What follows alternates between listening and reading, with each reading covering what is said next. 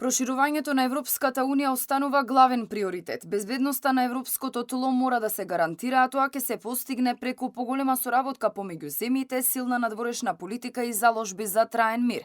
Полскиот амбасадор пред пратениците во Македонското собрание го презентираше планот на неговата земја, која претседава со ЕУ. На заедничка седница на Советот за евроинтеграција и Комисијата за европски прашања, владините представници и пратениците од власта и опозицијата со своји видувања за патот на Македонија кон ЕУ, реформите кои треба да ги спроведе и пречките на кои наидува. Амбасадорот Бримора ја нагласи потребата од зајакнување на европската одбрана, која треба да биде комплементарна на НАТО. Главен фокус беше Украина и потрагата по одржливо решение за крај на војната.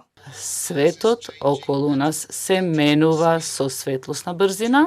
Геополитичките промени се ги потресуваат сојузите и се насобираат несигурности и се уште имаме брутална војна која што се одвива на нашите граници. Новонастанатата ситуација на релација Вашингтон-Брисел и различните пристапи за наоѓање решение за војната во Украина беше една од темите на седницата.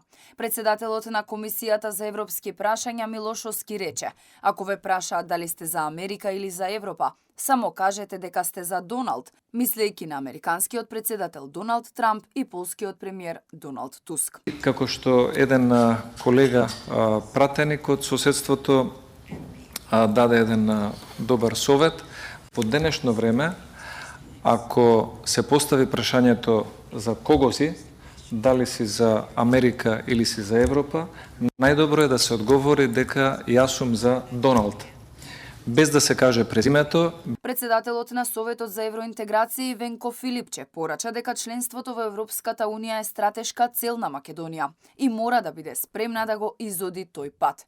Упати критики до власта дека реформската агенда не се спроведува. Реформската агенда, која што ја спомна заменик министерката, е практично закопано место. Ништо таму не се мрда.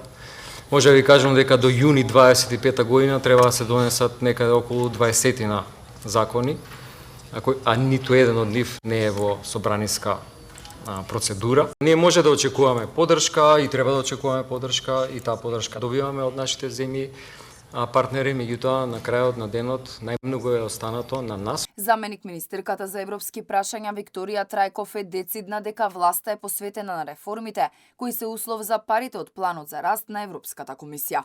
Како што имавме најдобра агенда оценета од Европската комисија од сите земји во регионот, така сметам дека доколку сите си помогнеме едни на други, доколку не се кочиме во работата, мислам дека работите ќе одат добро. Патот кон Европската Унија е долг, трнлив и со еден куп препреки. За Македонија ова значеше многу отстапки, жртви и исполнување на услови поставени од соседите кои задираат во идентитетот. Сега следниот предизвик се уставните измени, наложени од Бугарија, за кои власта настојува тие да бидат со одложено дејство, како би се заштитиле од дополнителни барања.